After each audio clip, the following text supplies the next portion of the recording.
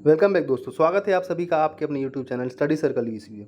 दोस्तों, सहायक शिक्षक के जो प्रीवियस ईयर के क्वेश्चन थे, अब हम उनको डेली थोड़ा डिस्कस करेंगे। आज मैंने सहायक शिक्षक जो विज्ञान समूह से संबंधित था आपका 2019 में, उसको उठाया है और इस वीडियो में हम आज सहायक शिक्षक विज्ञान का जो पेपर हुआ था उसके बाल विकास के सभी महत्वपूर्ण प्रश्नों को डिस्कस करेंगे आंसर के साथ। वीडियो के अंत तक बने रहिएगा, मज़ा आने वाला है और चैनल को सब्सक्राइब जरूर कर लीजिएगा। आइए हम अपने प्रश्न पत्र के पहले प्रश्न की ओर आगे बढ़ते हैं। हमारा पहला प्रश्न कुछ इस प्रकार से है दोस्तों। देखिए, बाल विकास एवं शिक्षा शास्त्र, यहाँ से भी आपको 30 प्रश्न देखने को मिलेंगे, 30 नंबर के, जो कि बहुत ही ज़्यादा महत्वपूर्ण होने वाले हैं।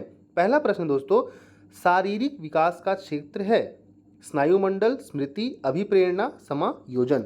तो इसमें जो आपका करेक्ट आंसर है दोस्तों, ये है स्नायु मंडल। पहले का जो सही उत्तर है वो क्या हो जाएगा? स्नायु मंडल। क्लियर हुआ? तो शारीरिक विकास का क्षेत्र क्या हो गया? स्नायु मंडल। अगले प्रश्न की ओर आगे बढ़ते हैं। प्रथम मनोवैज्ञानिक प्रयोगशाला की स्थापना किसने की? तो प्रथम मनोवैज्ञानिक प्रयोगशाला की जो स्थापना थी दोस्तों, ये गाल्टन, कर्ट लेविन, वुंड और वॉटसन। इसमें से आंसर जो आपका सही है वो है वुंड। वुंड जी के द्वारा 1879 में पहली बार जर्मनी में, कहाँ पे? पहली बार जर्मनी में जो है प्रथम मनोविज्ञान प्रयोगशाला की स्थापना की गई थी। क्लियर हुआ? आगे बढ़ते हैं अपने अगले प्रश्न की ओर। हमारा अगला प्रश्न कुछ इस प्रकार है। एनसीएफ 2005 के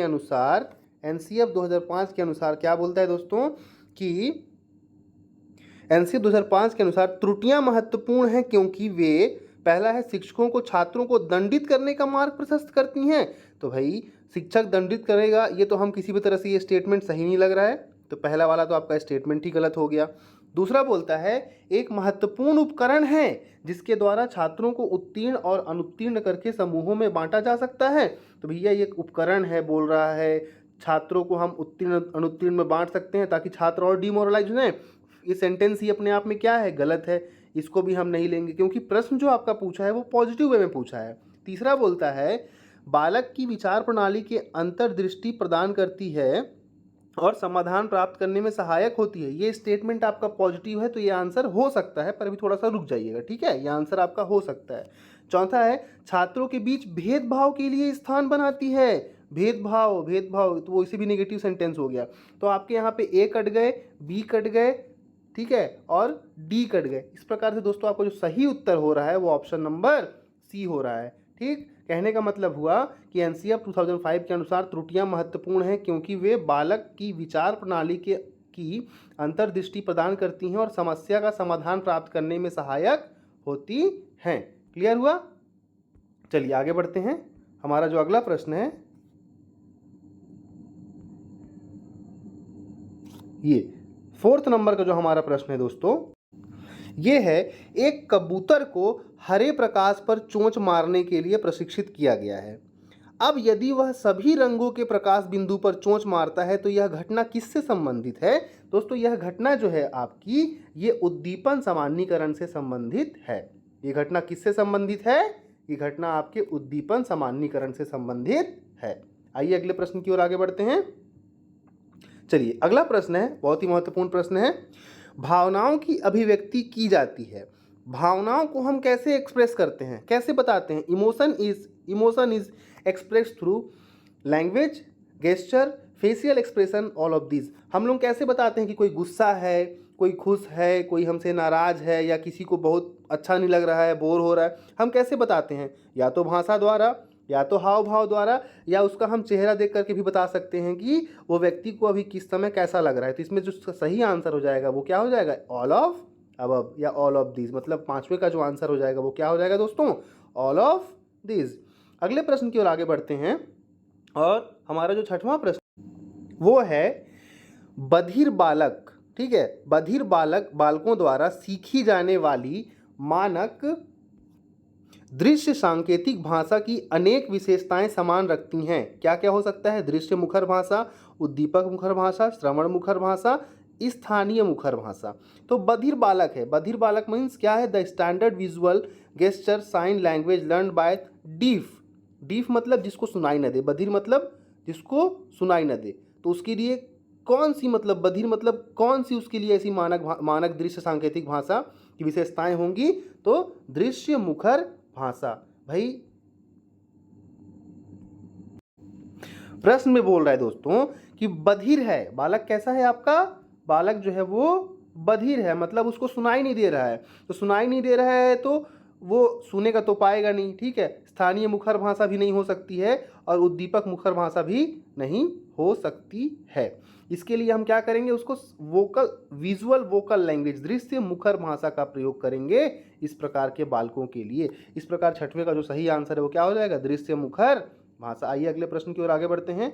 अगला प्रश्न है हमारा 7वां कि दूसरों से संपर्क बनाए रखने हेतु आवश्यक अभिप्रेरक क्या कहलाता है? दूसरों से हम संपर्क बनाए रखें, इसका अभिप्रेरक क्या कहलाता है? निर्भरता, आत्ममुखरता, प्रभुत्व या समूह प्रियता। तो इसका सही आंसर जो हो जाएगा दोस्तों 7वें का क्या हो जाएगा? 7वें का सही आंसर क्या हो जाएगा? 7वें का समूह प्रियता। दूसरों से संपर्क बनाए रखने हेतु आवश्यक अभिप्रेरक क्या कहलाता है? समूह प्रियता। ठीक है, आइए अगले प्रश्न की ओर आगे बढ़ते हैं दोस्तों। अगला प्रश्न है बहुत ही महत्वपूर्ण है और इसको बिल्कुल ध्यान से देखिएगा। बोलता है एक बच्चे की मानसिक आयु 12 और वास्तविक आयु 10 है, तो उस बच्चे की बुद्धि लब्धि क्या होगी? आईक्यू पूछा है। A child's mental age is 12 years and actual age is 10 year, what will be his intelligence? उसकी आयु क्या होगी? तो इसका जो फॉर्मूला होता है दोस्तों वो वास्तविक मानसिक आयु बटे वास्तविक आयु गुणित 100। ठीक है, क्या होता है फॉर्मूला? वास्तविक आयु 12 हो गई आपकी बटे मानसिक आयु आपकी 12 है, मानसिक आयु 12 है और वास्तविक आयु कितनी है? 10 है।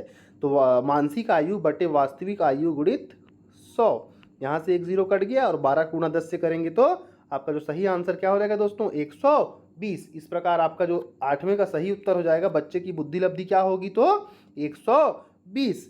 अगले प्रश्न की ओर आगे बढ़ते हैं दोस्तों। हमारा अगला प्रश्न है बुद्धि 7 विभिन्न प्राथमिक मानसिक क्षमताओं का युग्म है। ठीक है, बुद्धि के बारे में जो बहुत सारे डेफिनेशन हैं या बहुत सारे प्रकार हैं वो किसने बताया है इस प्रश्न के हिसाब से? तो बुद्धि 7 विभिन्न प्राथमिक मानसिक क्षमताओं का युग्म है, ये बताया है आपके थर्स्टन जी के द्वारा। जो 9वें का सही उत्तर हो जाएगा वो क्या हो जाएगा? D, Thurston. ठीक है, अगले प्रश्न की ओर आगे बढ़ते हैं। अगला प्रश्न है दोस्तों कक्षा में, अगला प्रश्न क्या बोलता है कि कक्षा में अनुपस्थिति को कम किया जा सकता है। छात्रों से यह कहना कि कक्षा में अनुपस्थित रहना बुरा है। ठीक है, दूसरा छात्रों को दंड दिया जाए, नहीं।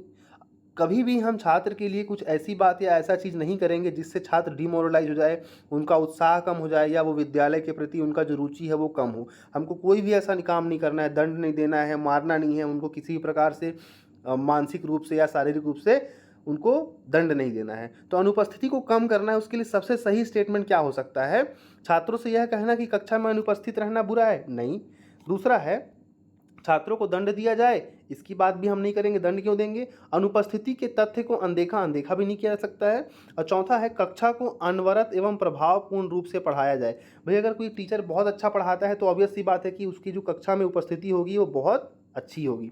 तो 10वें का जो सही उत्तर हो जाएगा दोस्तों वो क्या हो जाएगा? ऑप्शन नंबर डी, कक्षा को अनवरत एवं प्रभावपूर्ण रूप से पढ़ाया जावे। अगले प्रश्न की ओर आगे बढ़ते हैं। अगला प्रश्न है दोस्तों जिस प्रक्रिया से व्यक्ति मानव के लिए परस्पर निर्भर होकर व्यवहार करना सीखता है वह प्रक्रिया क्या कहलाती है?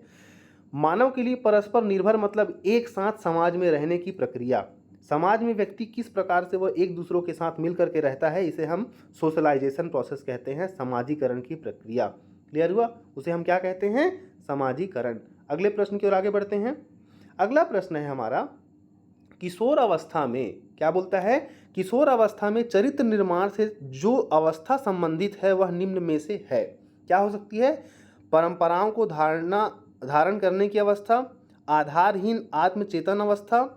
ठीक है, किशोरावस्था की बात कर रहा है दोस्तों। किशोरावस्था में क्या हो सकता है? तो किशोरावस्था की बात कर रहा है यहाँ पे प्रश्न जो है कि परंपराओं को धारण करने की अवस्था, आधारहीन आत्मचेतना अवस्था, आधार युक्त आत्मचेतना अवस्था या स्व केंद्रित अवस्था। तो किशोरावस्था में क्या हो सकता है सही आंसर इसका?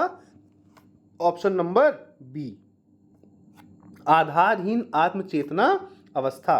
The unmanifest self consciousness state. इसका सही आंसर क्या हो जाएगा? 12 का बी। आइए अगले प्रश्न की ओर आगे बढ़ते हैं। 13वां प्रश्न बोलता है शैक्षिक समरूपता क्या है? शैक्षिक समरूपता, एजुकेशनल इक्वालिटी, लोग समान कैसे होंगे? एजुकेशन की फील्ड में लोग कैसे समान होंगे दोस्तों? कैसे समान हो सकते हैं? मौलिक अधिकार, एक प्रथागत अधिकार, एक कानूनी अधिकार या नीति निर्देशक सिद्धांत। Educational equality is a fundamental right, customary right, a legal right, a directive principle. तो इसको जो है दोस्तों जब ये पेपर हुआ था उस समय इस प्रश्न के आंसर को उसने विलोपित कर दिया था। जब फाइनल आंसर आया था आयोग का तो इस प्रश्न को उसने क्या किया था? विलोपित कर दिया था। ठीक, इसके बाद हम अपने अगले प्रश्न की ओर आगे बढ़ते हैं। 14वां प्रश्न है आरटी 2009 के तहत राज्य में बालक अधिकार संरक्षण संस्था है। राज्य में जो बालक अधिकार संरक्षण की जो संस्था है दोस्तों वो क्या है? तो आपकी है SCPCR। बालक अधिकार संरक्षण की जो संस्था है ये है ऑप्शन नंबर बी, SCPCR। आपको इसको ध्यान रखना है। आगे बढ़ते हैं। देखिए SMDC जो है आपका ये माइनिंग से संबंधित है। SMDC बालक अधिकार से नहीं है, ये खनन से संबंधित है। ठीक है, SMDC खनन से संबंधित हो गई, उपरोक्त में से कोई नहीं होगा नहीं। और आपका जो सही आंसर हो जाएगा वो हो जाएगा ये। इसका स्टेट चाइल्ड प्रोटेक्शन ऐसे करके इसका फुल फॉर्म है, तो इसको आप ध्यान रखिएगा। SCPCR इसका सही उत्तर होगा। अगले प्रश्न की ओर आगे बढ़ते हैं दोस्तों। और अगला प्रश्न है हमारा व्यक्तित्व विकास की अवस्था है। व्यक्तित्व विकास की अवस्था है क्वेश्चन नंबर 15। अधिगम एवं वृद्धि, व्यक्तिगत अध्ययन, उपचारात्मक अध्ययन या इनमें से कोई नहीं। तो व्यक्तित्व विकास की अवस्था कौन सी है? अधिगम एवं वृद्धि, लर्निंग एंड ग्रोथ। ठीक है, लर्निंग एंड ग्रोथ क्या हो जाएगा? इस प्रश्न का सही उत्तर हो जाएगा। क्लियर हुआ? आइए अगले प्रश्न की ओर आगे बढ़ते हैं। अगला प्रश्न दोस्तों 16। एक बालक को सुनने में परेशानी हो रही है। यदि एक बच्चा है क्लास में या ऐसे इन्वायरमेंट में, अगर उसको सुनने में परेशानी हो रही है, कैसे? यदि वार्तालाप के दौरान वह वक्ता के पास आ जाता है, तो सुनने में उसको कब परेशानी हो सकती है? वार्तालाप के दौरान वह वक्ता के पास आ जाता है। ठीक है, सुनने में परेशानी हो रही है बच्चे को। मान लीजिए मैं यहाँ से बोल रहा हूँ और मेरे से बहुत दूर कोई लड़का या कोई बच्चा बैठा है, तो ऑब्वियस सी बात है उसको परेशानी होगी, तो वो क्या हो जाएगा? मेरे पास आ जाएगा। ठीक है, अधिकतया वह जोर से बोलता है। क्लियर है? अगर वह बहुत जोर से बोल रहा है तो भी क्लियर नहीं सुनाई देगा।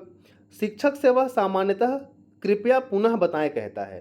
तो अगर एक बालक को परेशानी हो रही है सुनने में तो वह क्या कर सकता है? शिक्षक से वह सामान्यतः कृपया पुनः बताएं कहता है, या इनमें से सभी। तो इसका जो सही आंसर होगा दोस्तों वह वक्ता के पास भी आ सकता है।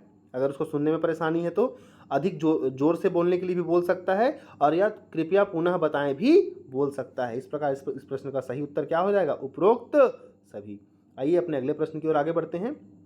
शरीर के आकार में वृद्धि होती है इस कारण से। शरीर के आकार में वृद्धि कैसे होती है दोस्तों? शारीरिक और गत्यात्मक विकास, संवेगात्मक विकास, संज्ञानात्मक विकास या नैतिक विकास। तो इस प्रश्न का जो सही उत्तर हो जाएगा वो हो जाएगा 17 का ए, शारीरिक और गत्यात्मक विकास। ठीक है, शारीरिक और गत्यात्मक विकास जो है, शरीर के आकार में वृद्धि हो रही है मतलब शारीरिक विकास हो रहा है, उसका आकार में वृद्धि हो रही है। क्लियर हुआ? चलिए अगले प्रश्न की ओर आगे बढ़ते हैं। अगला प्रश्न है परीक्षण जिसमें लिखित शब्दों को शामिल किया जाता है। लिखित शब्दों को, शाब्दिक परीक्षण, लिखित परीक्षण, मौखिक परीक्षण या भाषा परीक्षण। तो जब इसका आंसर आया दोस्तों तो इस प्रश्न को भी उस समय आयोग ने क्या किया था? विलोपित कर दिया था। क्लियर हुआ? इसलिए इसका फाइनल आंसर हमारे पास नहीं है, क्योंकि इसे आयोग ने क्या किया? विलोपित कर दिया। अगले प्रश्न की ओर आगे बढ़ते हैं। 19 नंबर प्रश्न बोलता है दोस्तों व्यक्तिगत शिक्षार्थी एक दूसरे से खाली स्थान में भिन्न होते हैं।